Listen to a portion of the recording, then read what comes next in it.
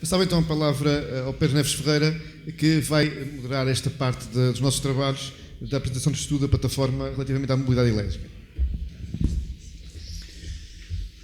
Muito obrigado. Muito boa tarde a todos. Queria começar por agradecer e saudar o trabalho de toda a comissão organizadora, muito em particular à Câmara Municipal de Angra do Heroísmo, por nos receber nesta cidade lindíssima, e um agradecimento muito pessoal ao Dr. Carlos Costa Neves pelo caloroso acolhimento aqui nesta cidade. Feitas as apresentações iniciais e prestados alguns testemunhos por alguns dos principais protagonistas aqui da mobilidade elétrica nos Açores, é agora chegada a hora de apresentarmos o trabalho, o estudo da plataforma para o crescimento sustentável sobre mobilidade elétrica. É um estudo que está disponível em todas as vossas pastas e que nós intitulamos de Vencer o Desafio para a Mobilidade Elétrica.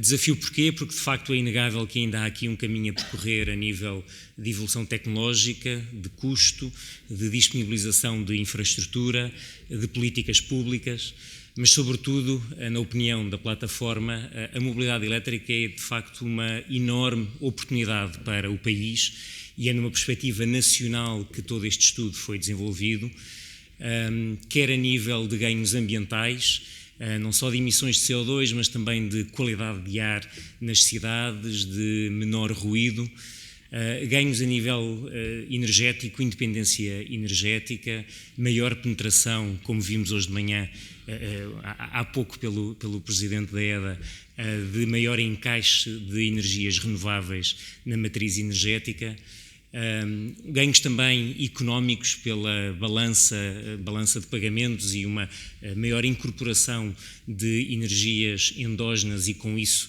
evitarmos transferência de divisas para o estrangeiro por importação de combustíveis fósseis.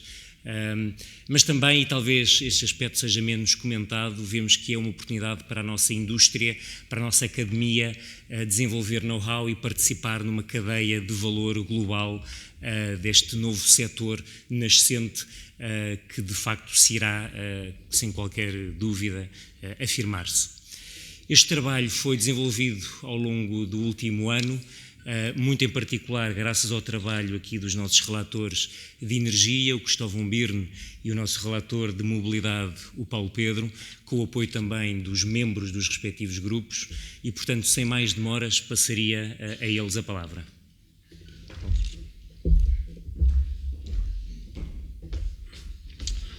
Boa tarde, é com prazer que estou aqui sim para apresentar aqui o trabalho coletivo de várias pessoas, do qual eu e o Cristóvão fomos os coordenadores, mas não queria que, para além do trabalho muito próximo com o Cristóvão, não queria também de deixar de agradecer às pessoas que também trabalharam connosco nos grupos, também em especial aqui assim à Cristina e ao Pedro, que, como costumo dizer, nos ajudaram numa frutuosa troca de ideias e que penso que daqui resultou um trabalho que nos orgulha a todos. Bom, gostaria já de apresentar o estudo. Basicamente vamos apresentar quatro secções.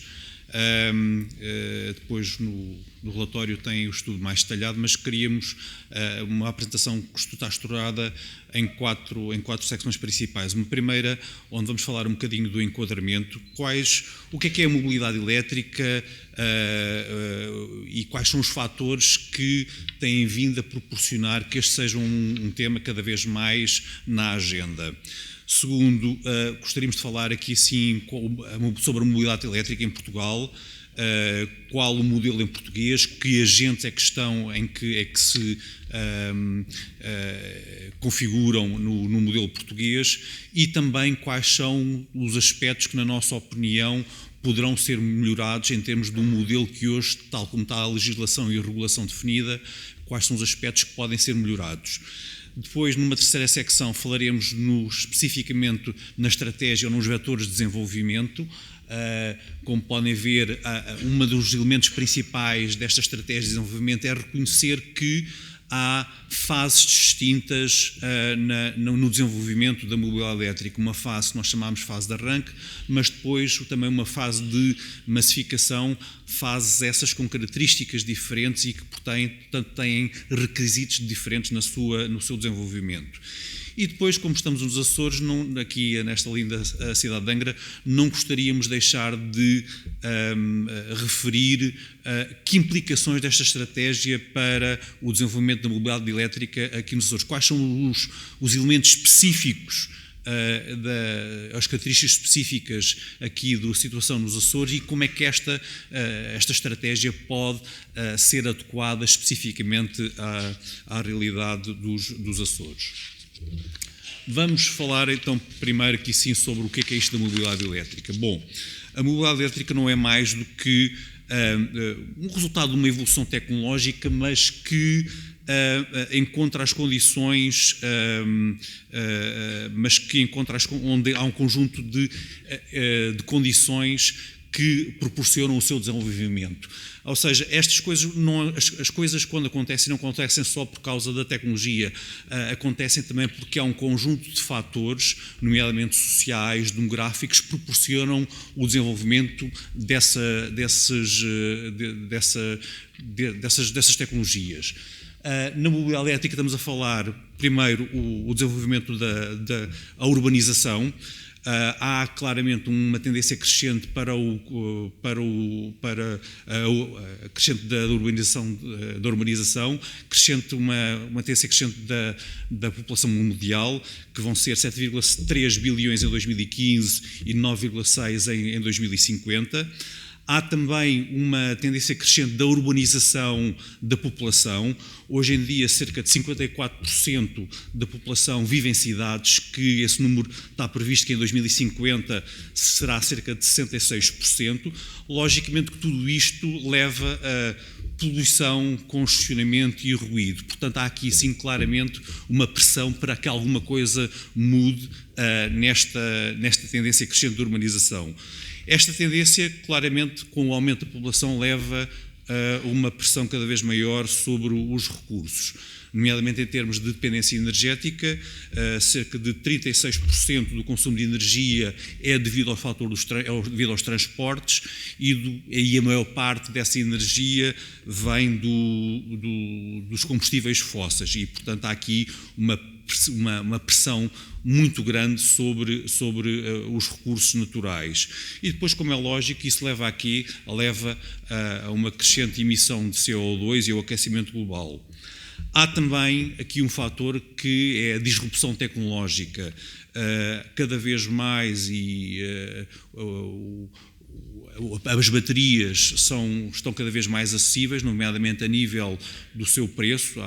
Há planos da Tesla para fazer uma mega fábrica de baterias que ela própria vai levar à descida bruta do preço dessas baterias, que são um dos componentes de custo essenciais dos carros elétricos.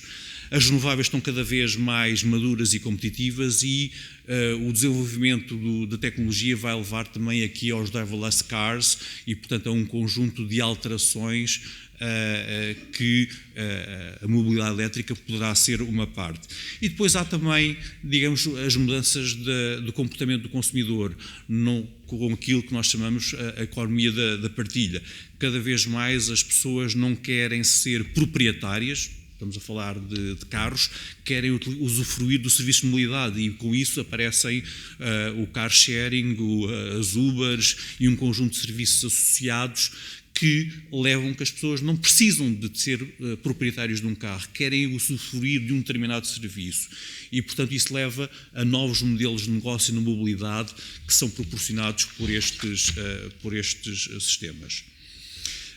A mobilidade elétrica, a mobilidade, quando se fala de desenvolvimento de estratégias, e este é o caso também da mobilidade elétrica, temos que atender aqui assim à conjugação de vários atores, cada um com as suas necessidades, cada um com as suas preocupações.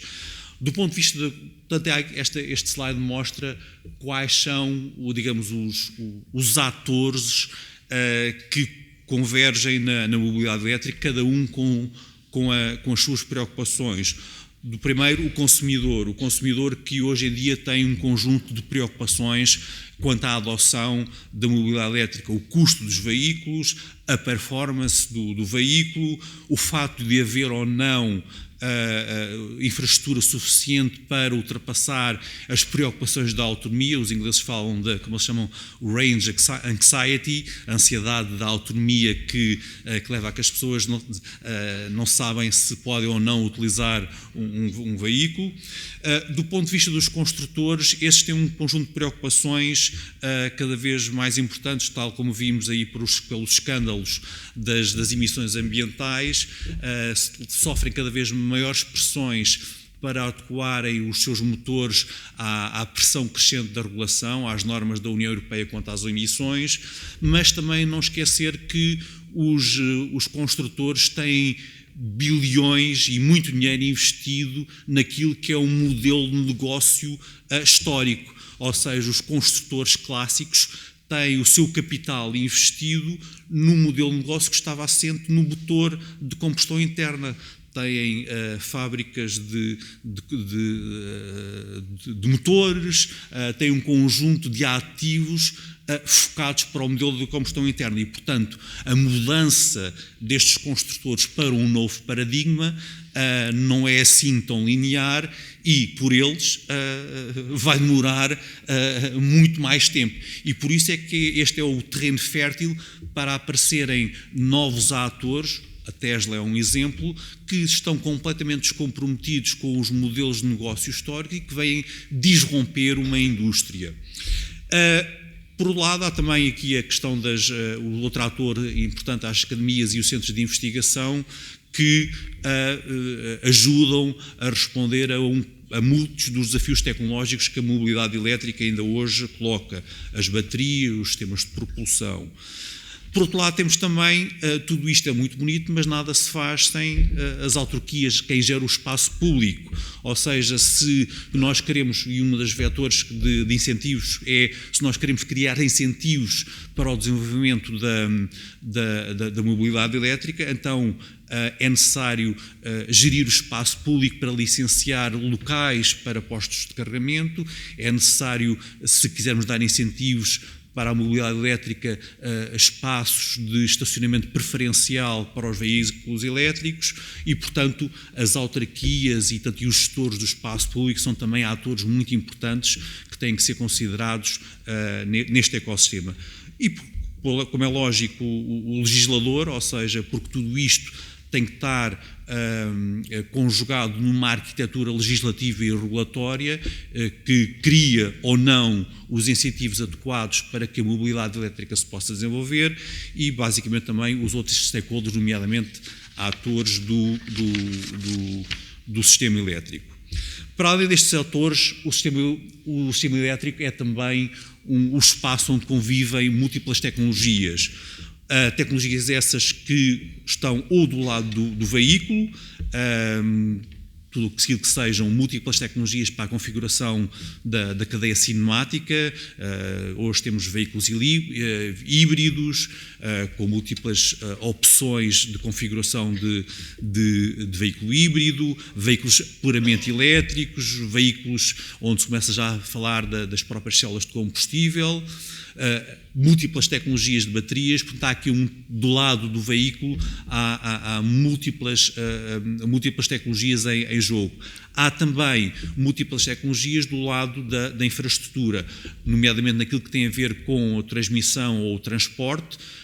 Não esquecer que, com o desenvolvimento da mobilidade elétrica, à medida que houver cada vez mais veículos a carregar na rede em determinado momento, é necessário um balanceamento de cargas na rede e, portanto, tudo aquilo que é redes inteligentes que fazem esse balanceamento de carga de uma forma inteligente, todas essas tecnologias são muito importantes.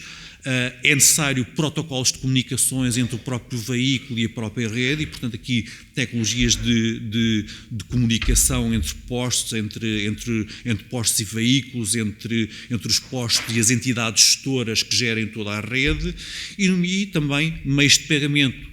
hoje em dia, e isso é um dos aspectos que nós queremos referir, existem múltiplas tecnologias que poderão ser utilizadas quando um consumidor quiser carregar o seu veículo, e pode pagar de múltiplas formas, desde as mais complexas a aquilo que deveria ser quase um pagamento ad hoc, uma coisa tão simples como é hoje ir carregar, ir abastecer combustível a uma bomba de gasolina. E, portanto, há aqui múltiplas também, do lado da infraestrutura, múltiplas tecnologias do lado de transmissão, comunicação e meios de pagamento. A mobilidade elétrica é uma realidade que ainda é incipiente, mas em desenvolvimento acelerado. Aqui no gráfico está aquilo que é a evolução do estoque mundial de veículos elétricos, que aumentou de cerca de 180 mil veículos em final de 2012 para mais de meio milhão no final de 2014, e, portanto, aqui assim um crescimento muito importante, quase 300%, mas ainda é uma parte muito pequena, cerca de menos de 1% daquilo que é o parque automóvel. Mas há aqui assim, apesar digamos, do estado incipiente deste desenvolvimento, há aqui um conjunto de tendências disruptivas que esta tecnologia tem para o setor automóvel. A possibilidade de eletrificação, portanto, a adoção crescente dos veículos elétricos, não só como resposta à pressão sobre as emissões cada vez mais exigentes e os incentivos ao consumidor, o fato da mobilidade elétrica ser também uma resposta para as pressões da urbanização e, portanto, a resposta para as necessidades do consumidor, com os novos modelos de mobilidade, ou seja, aquilo que nós tínhamos falado, que as pessoas não precisam de ser, então nas grandes cidades as pessoas não precisam de ser donas de um carro, as pessoas precisam precisam ser usufruir do serviço. Há aqui também a questão de uma tendência disruptiva da condução autónoma. Imagino o facto de a pessoa poder fazer múltiplas coisas enquanto descansar, trabalhar, quando vai de casa para o trabalho, e, portanto, há aqui um potencial enorme para novas tecnologias e para estes serviços serem utilizados, e também cada vez mais num mundo cada vez mais conectado, enquanto as pessoas vão no seu carro autónomo, haver aqui conectividade e usufruir de um conjunto de serviços, desde ouvir música, aceder à internet, etc. E, portanto, cada vez mais há aqui sim um conjunto de tendências disruptivas no setor automóvel que estão a mexer a indústria e onde algumas empresas estão a apostar cada vez mais, a Tesla e outras, e para além dos construtores clássicos. Bom, o que é que isto tem a ver qual é a implicação disto para Portugal? Qual é a oportunidade para Portugal? Bom, a mobilidade elétrica é uma oportunidade para Portugal em três elementos importantes. Primeiro, é uma oportunidade para reduzir a fatura e a dependência energética do país. Portugal tem um saldo importador de energia, à data de 2013, de 6,2 mil milhões de euros, e os produtos petrolíferos representaram cerca de 75% desse valor. Só para terem atenção que o déficit da balança em 2012, o déficit da balança energética representou cerca de 80% do déficit da balança comercial, ou seja, a grande parte do déficit da nossa balança comercial é explicado pelo déficit da balança energética. Portanto, se nós conseguirmos resolver este problema do déficit da balança energética, estaremos implicitamente a resolver também uma parte importante daquilo que é o déficit da balança comercial do país. Há aqui assim um cálculo, um cenário teórico, que é, se em teoria nós substituíssemos todos os veículos ligeiros em Portugal por veículos elétricos, teríamos uma redução de cerca de 40% da energia consumida pelos transportes, reduzíamos 20% das importações líquidas de energia e havia uma redução de cerca de 1,6 mil milhões de euros naquilo que era a fatura energética. Isto está feito, é uma estimativa, mas está feito com um pressuposto o barril a $100, sabemos que está bastante, neste momento está bastante mais barato, mas dá-nos uma ordem de grandeza daquilo que seria o impacto económico muito importante resultante da adoção da mobilidade elétrica. Segundo fator da relevância deste tema para o país, que tem a ver com a descarbonização da economia. O setor dos transportes é responsável por cerca de 36% do consumo de energia e responsável por cerca de 25% das emissões de gases de estufa e, portanto, como é lógico, a substituição daquilo que é um combustível fóssil por uma fonte renovável permite, como é lógico, portanto, reduzir ou eliminar totalmente aquilo que é as emissões de CO2 e, portanto, dando o nosso contributo para o cumprimento dos objetivos do país no quadro da União Europeia. E o último fator, a dinamização do tecido científico e empresarial. Esta é uma tecnologia, a mobilidade elétrica conjuga, como já vimos, um conjunto importante de tecnologias e, portanto, há aqui, sim, a oportunidade também para a nossa academia e os centros de investigação, as universidades, poderem colaborar na investigação de um conjunto de elementos muito importantes, desde as baterias, compósitos, ou seja, tudo aquilo que é necessário para tornar os veículos mais leves e um conjunto, toda a parte de comunicações, software, todo o conjunto de tecnologias que vão intervir cada vez mais naquilo que é a mobilidade elétrica. Não esquecer também que Portugal tem uma indústria de componentes automóveis muito importante, que representa cerca de 4,3% do PIB, 350 empresas e 46 mil empregos diretos. Se pensarmos que toda a cadeia de valor da indústria automóvel está cada vez mais pressionada nas suas margens, pela redução de custos, pela redução necessidade de redução das emissões, por ser mais eficiente, não são só os construtores que estão a ser pressionados, é toda a cadeia de valor a montante e, portanto, todos os fornecedores de componentes de primeira Tier 1, portanto, primeira linha, segunda linha, e, como é lógico, esta pressão vai chegar às empresas portuguesas e, portanto, é preciso que estejamos conscientes de que toda esta dinâmica de evolução da indústria automóvel vai chegar às empresas portuguesas e aqui também o papel que a Academia e os Centros de Investigação Nacionais podem ter para ajudar as nossas empresas a adequarem-se a este novo paradigma. Todo este advento da mobilidade elétrica terá um grande impacto nas políticas públicas e o que é que isto tem a ver para os decisores públicos, quais são as implicações, como é que eles podem ajudar? Podem ajudar em múltiplos fatores.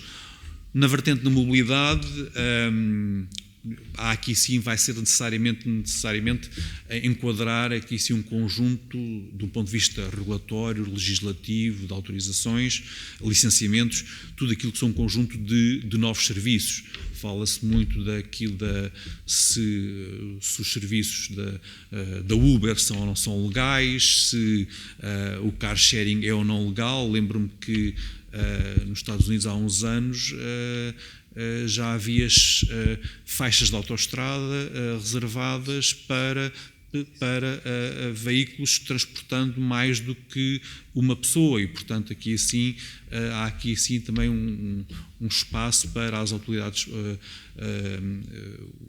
as autoridades darem o seu contributo, criando aqui as condições para o desenvolvimento da mobilidade elétrica. A nível da indústria automóvel, como referi, as nossas empresas vão elas próprias ter que se adaptar à pressão continuada de custos que a indústria está a sofrer, nomeadamente através da pressão de redução de custos, redução de consumos, redução de emissões, às novas competências cada vez mais que são necessárias, cada vez mais os automóveis são, para além do hardware, têm também software, e cada vez mais o software vai ter um papel mais central na indústria automóvel, e portanto toda a cadeia de valor vai estar sob pressão e é necessário criar novas competências, e portanto as empresas nacionais têm que ser ajudadas, ou deveriam ser ajudadas, a adaptarem-se a este novo paradigma, desde investimentos, investigação, novas competências, equipamentos. Há aqui espaço para políticas públicas, para o apoio ao desenvolvimento das empresas nacionais. Ao nível do ambiente, incentivar, como é lógico, as autoridades podem, e o Governo e todo o Estado pode ajudar no desenvolvimento da mobilidade elétrica, desde logo contribuindo diretamente para a redução de emissões, e também, ao nível da energia, incentivando aquilo que é a utilização de energias limpas e promover, portanto, o sistema elétrico, a adoção de uma gestão inteligente, nomeadamente através do balanceamento de cargas. Bom, vamos falar agora um bocadinho sobre o modelo atual. E a nossa tese aqui assim é que o modelo foi desenvolvido, é bastante inovador, promovendo uma grande interoperabilidade, mas coloca aqui um conjunto de restrições a vários atores deste sistema, e portanto, como o Cristóvão depois terá a oportunidade de referir na terceira e na quarta secção, pensamos que há aqui sim a oportunidade para melhorar alguns aspectos do modelo atual. Em Portugal foi dado um grande passo com a fiscalidade verde para introduzir um conjunto de incentivos que possibilitaram uma maior adoção da mobilidade elétrica, incentivos fiscais ao nível do imposto sobre veículos, do IVA, do IRC. Houve aqui assim um conjunto de incentivos, desde a diminuição de taxas do imposto sobre veículos, as criações de incentivos fiscais ao abate, que foram agora no orçamento de 2016, esses incentivos foram reduzidos, limites de dedução ao IVA, limites de alteração das taxas de tributação autónoma. Portanto, houve aqui um conjunto de incentivos fiscais muito importantes e que tiveram o seu impacto na redução do TCO, do custo total de propriedade, o Total Cost of Ownership dos veículos elétricos. E isso teve um impacto importante no desenvolvimento do mercado e onde foram vendidos em 2015 641 veículos elétricos e 478 híbridos plug-in, portanto duplicaram ou triplicaram as vendas dos anos anteriores. Estou aqui sim a ser pressionado já também para... os próximos... A nossa tese é que os próximos anos também vão ser encarados como uma fase de arranque da mobilidade elétrica. Em 2025, a frota de veículos elétricos em Portugal não deverá ultrapassar mais de 1% do parque automóvel nacional e, portanto, por muitos veículos que sejam vendidos, estaremos ainda numa fase de arranque e, portanto, onde os atores, que serão os early adopters, portanto, no fundo, aquelas pessoas que são os inovadores, esses é que tenderão a adotar a comprar veículos elétricos, continuar a haver limitações de autonomia, o carregamento será em casa e, portanto, a tese que nós queríamos, que a mensagem que queríamos deixar é os próximos 5 a 10 anos serão essa fase de arranque. Depois, então, haverá uma fase de massificação. Qual é a arquitetura do modelo português? Temos uma arquitetura que, segundo a legislação, houve aqui um conjunto de princípios importantes e de igualdade de transferência, interoperabilidade, etc. Portanto, permitir que qualquer veículo elétrico pudesse carregar em qualquer lado, e há aqui um conjunto de atores, desde os comercial e o próprio modelo consagra aqui várias figuras, desde os comercializadores de energia para mobilidade elétrica, os operadores de postos de carregamento e a entidade gestora que geria todo este sistema. No entanto, todo este modelo altamente interoperável e centralizado inclui aqui sim um conjunto de barreiras. Primeiro, este é um modelo que, pelo fato de ser tão interoperável, que é mais adaptado à fase de massificação e não à fase de arranque que serão os próximos 5 a 10 anos, e por isso é um modelo que tem um conjunto de custos de settlement, ou seja, de compensação, a Câmara de Compensação daquela entidade gestora. Este é um modelo que contém intrinsecamente um conjunto de custos muito elevados para aquilo que é hoje, ou que vai ser durante os próximos tempos, a fase de arranque. Depois, é um modelo que limita aqui assim uma flexibilidade, ou seja, porquê? Porque obriga o cliente a ter aqui um contrato com uma entidade de comercializadora de mobilidade elétrica. Se nós pensarmos que porque é que eu, que sou carregador, sou dono de um veículo elétrico, porque é que eu deveria ter um contrato com uma entidade comercializadora? Eu gostaria, idealmente, que isto fosse tão fácil quanto encher a gasolina, abastecer o meu carro num posto de gasolina, e portanto eu deveria ter a possibilidade de pagar em dinheiro, não deveria ter um contrato. Porquê é que eu sou obrigado a ter um contrato? E o terceiro fator, que é um modelo que leva a que haja uma reduzida atratividade do investimento privado, nomeadamente em postos de carregamento. Se pensarmos que aquela figura dos operadores de postos de carregamento, de acordo com o modelo atual, os operadores de postos de carregamento não têm clientes finais. Porquê? Porque os clientes finais, que são os donos dos veículos elétricos, são clientes das entidades comercializadoras de mobilidade elétrica. Portanto, não têm clientes. Segundo, são os operadores de postos de carregamento também não controlam as variáveis chaves do negócio. Estão obrigados a sistemas de compensação, a aderir ao sistema com custos muito elevados.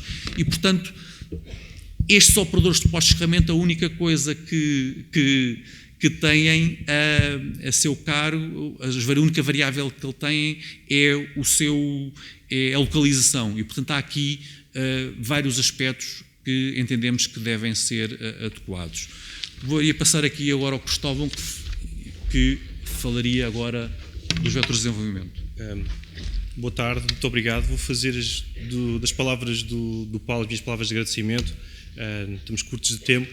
Eu vou passar muito rapidamente para o trabalho, não vou apresentar aqui conclusões exatas, incito a consultar o documento e a ler, mas vou aqui apresentar um bocado os drivers que levaram a essas conclusões.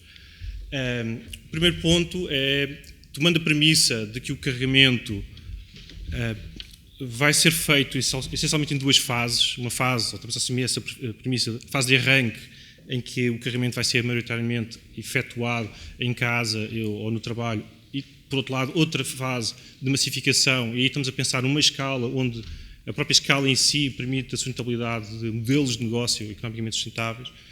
A partir das premissas, nós utilizamos uns princípios básicos para conduzir essa estratégia que depois propomos no documento. E essas premissas, para não estar a alongar muito, resumem-se à utilização inicial de uma rede simplificada e não muito extensa, especialmente para aumentar muitos custos.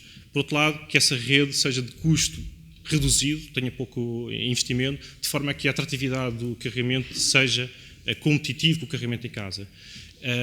Por outro lado, também na fase de arranque, a ideia é remover barreiras à adoção e também, por outro lado, remover barreiras ao investimento privado, e para que possam surgir excelentes ideias, como foi a que nós vimos hoje aqui da Twizy, que tenho que dar os meus parabéns. É um bocadinho essas ideias de criatividade, de iniciativa privada, que são sempre muito criativas e que acho que podem contribuir a uma adoção mais rápida da mobilidade elétrica. E, por último, ter também em perspectiva a promoção e capacitação da indústria portuguesa, principalmente neste novo advento da mobilidade elétrica e no advento das tendências disruptivas que o setor automóvel vai atravessar. Tendo em conta essas premissas, não vou entrar em muito detalhe, eu vou só dizer que a construção destas recomendações seguiram 6 vetores. Por um lado, um vetor de alterações de regulação e de legislação que visa simplificar um bocadinho o modelo e poder coexistir com o modelo piloto de carregamento, de forma a que apareça a iniciativa privada. Por outro lado, também temos o problema da mentalidade. Há percepções erradas ou há poucas percepções sobre a mobilidade elétrica. É preciso criar incentivos e demonstrações e demonstração pelo exemplo, como foi aqui referido. São iniciativas nessa ordem de grandeza. Por outro lado, a seguir também é preciso criar procura. Essa procura, normalmente a compra de veículos pode ser racional ou pode ser emocional, e aqui a ideia é um bocadinho criar incentivos e mecanismos que reduzam as barreiras de decisão pela opção da mobilidade elétrica. Depois de ter o veículo também é preciso carregar, e aqui também há iniciativas e há propostas muito orientadas para a rede de carregamento. Principalmente, isto muito no continente, desenvolvimento do carregamento rápido, somente em corredores, como acontece noutros países europeus, e outras adequações para o carregamento em casa, etc, etc. Por outro lado, no caso da indústria, como nós falamos aqui na capacitação, e o Paulo já foi muito exaustivo também nas nossas tendências, é sempre na perspectiva de adequar a indústria, não só a indústria, mas toda a cadeia de valor, para que se torne competitiva e ao ponto de poder, inclusivamente, se for possível, atrair investimento direto estrangeiro e, eventualmente, poder exportar, porque aqui já estamos num domínio em que não é só o mercado português, mas é um mercado internacional em que Portugal pode entrar e pode competir e tem bases que o permite fazer e permite entrar nessa área. E, por último, a localização do financiamento acaba por ser uma estratégia de financiamento com um certo critério na fase inicial da arranque e depois, com o tempo, com a massificação, tirar o peso do investimento e permitir que seja tudo feito por investimento privado, iniciativa privada e que os negócios corram por si só. Passando aos Açores. Não é um objetivo, não é âmbito deste estudo que foi efetuado, mas de facto, quando nos foi proposto este desafio, há aqui 3 vetores que parece que a mobilidade elétrica enquadra-se e tem uma sinergia muito positiva. Um desses vetores, e eu acho que esses vetores foram referidos durante esta primeira parte da tarde. O primeiro vetor tem muito a ver com o reforço da imagem de sustentabilidade do turismo e da própria região autónoma dos Açores, que é muito claro. A segunda tem a ver com a compatibilidade de características técnicas dos veículos elétricos com a geografia das ilhas. E o terceiro tem a ver com uma visão alinhada, ou com um alinhamento com a visão estratégica que também já foi aqui falado hoje de manhã para as ilhas. Relativamente ao turismo, passando muito rapidamente, realmente o turismo tem crescido bastante, tem apostado muito numa imagem sustentável e nós acreditamos que o carro elétrico pode reforçar e em muitas situações pode diferenciar a proposta de valor, da oferta desse turismo. Por isso, há aqui um alinhamento, há aqui uma sinergia muito clara e que já foi clarificada e exposta nas intervenções anteriores. Por outro lado, também temos a questão da autonomia. A autonomia, de facto, foi apontada como uma das grandes limitações dos veículos elétricos atuais. No continente, isso é muito claro, não permite fazer grandes distâncias, é preciso carregamentos rápidos, é preciso uma infraestrutura que quebra um bocado essa ansiedade, mas de facto, se compararmos com os perímetros das ilhas e com as autonomias dos carros atuais, vemos que aqui há uma sinergia que já foi claramente exposta, com algumas limitações, alguém que faça uma grande quilometragem, mas devem ser poucas as situações, mas de facto há aqui uma compatibilidade da atual tecnologia com a geografia das ilhas. Por outro lado, na questão energética, nós temos uma situação na região autónoma dos Açores em que é dependente, em termos de consumo de matéria de energia primária, de cerca de 90%, é a dependência da energia com origem de combustíveis fósseis. Na parte de consumo final, 1/3 é consumido pelo setor dos transportes, 1/4 de energia é do setor elétrico. Se formos ao setor elétrico, também foi aqui clarificado, já tem alguma incorporação de energias renováveis, principalmente creio que nas Flores e muito também na Ilha de São Miguel. E de facto, mais do que isso, o que ficou claro hoje de manhã é que há uma estratégia de aposta na introdução cada vez maior de energias renováveis. Por outro lado, também foi exposto aqui anteriormente, e também há muitos estudos que mostram que a própria integração de renováveis com carros elétricos é muito benéfica. Há estudos, há papers, há teses de doutoramento de várias universidades que demonstram, eu não vou entrar aqui em detalhe, mas que é clara essa evidência e esse benefício mútuo entre a ambição de política ambiental e de política energética e com a própria sinergia do carro elétrico. No entanto, o carro elétrico tem alguma condicionante que resulta do parque automóvel. E essa condicionante tem muito a ver com a escala. Se olharmos para o parque automóvel das ilhas e se colocarmos o índice de penetração dos veículos elétricos em países onde o carro elétrico já tem uma adoção bastante elevada, podemos extrapolar essa introdução, essa penetração para os Açores e, de facto, se olharmos para os números, estamos a falar de números de unidades, dezenas e, eventualmente, centenas. E isso coloca um problema de escala principalmente para viabilizar modelos de negócio de carregamento, entre outros. E é preciso jogar um bocadinho com esta escala e é preciso adaptar. A nossa ideia é que alterações é que teríamos que fazer na nossa estratégia para conseguir enquadrar estas especificidades da ilha. Muito resumidamente, olhando um bocadinho para os 6 vetores, destacamos 3. O primeiro teria a ver com mudar a mentalidade, e aqui já foi referido, da própria governo regional, das autarquias, darem um exemplo, adquirirem carros elétricos e colocarem na sua frota, para as pessoas começarem a ver que o carro elétrico é possível, que anda, que abastece, que não dá muitos problemas, entre outros. Por outro lado, há a questão da relação e tentar haver algumas sinergias e incentivos para associar o carro elétrico ao próprio turismo, à oferta de turismo. Acho que o exemplo do Twizy é um exemplo bastante... É muito feliz e acho que é um bom exemplo a seguir, mas eventualmente com outras locadoras ou agências de turismo, eventualmente podem explorar também um bocadinho e alavancar um bocadinho esta ideia da mobilidade elétrica.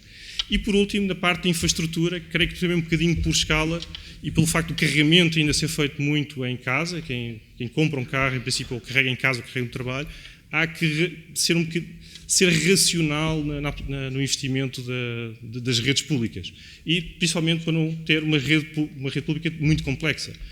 Há complexidades que uma rede, eventualmente, no continente precisa, porque precisa de interagir com outras redes de outros países. Esse tipo de complexidades, diria que nas ilhas não é necessário e é preciso pensar nas especificidades de cada ilha. Há ilhas que também têm outros perfis de própria geração, eventualmente terá uma adoção de carros elétricos que são mais benéficas ou menos benéficas para a introdução do carro elétrico, mas há que ter um bocadinho em atenção o fenómeno da escala em cada uma das ilhas. Para não alongar muito, só resumir, diria que acho que é necessário evoluir, ou achamos que é necessário evoluir para um quadro de políticas de médio prazo que integra a visão de mobilidade inteligente, integra também a noção de intermobilidade, as novas tecnologias de driverless e da conectividade de veículos elétricos. Esta ideia de separar a visão de entre uma fase inicial e uma fase de arranque, sempre que na fase inicial é necessário remover barreiras para que a adoção seja mais rápida. Por outro lado, incentivos, de preferência, sempre que não onerem as contas públicas, e isto basicamente é dar prioridade a incentivos que sejam não financeiros e posteriormente os financeiros, em termos de estratégia para o desenvolvimento da mobilidade elétrica. Eu digo incentivos não financeiros, para falar de dar prioridade a carros elétricos para estacionar ou para, no caso do continente, nas vias de transportes públicos, entre outras. Há uma série de exemplos que estão no estudo que podem ser consultadas. E, por último, diria que na questão dos Açores, da região autónoma dos Açores, quer dizer, não ficar de fora de todo desta realidade. Acho que há uma grande oportunidade. Achamos que esse desenvolvimento deve ser feito de uma forma racional e tendo em conta as especificidades de cada uma das ilhas. Resta-me agradecer este convite e vamos estar aqui disponíveis para responder a dúvidas ou questões que tenham sugerido agora durante a apresentação. Muito obrigado. Muito obrigado. Muito obrigado. Passamos agora à fase seguinte dos nossos trabalhos.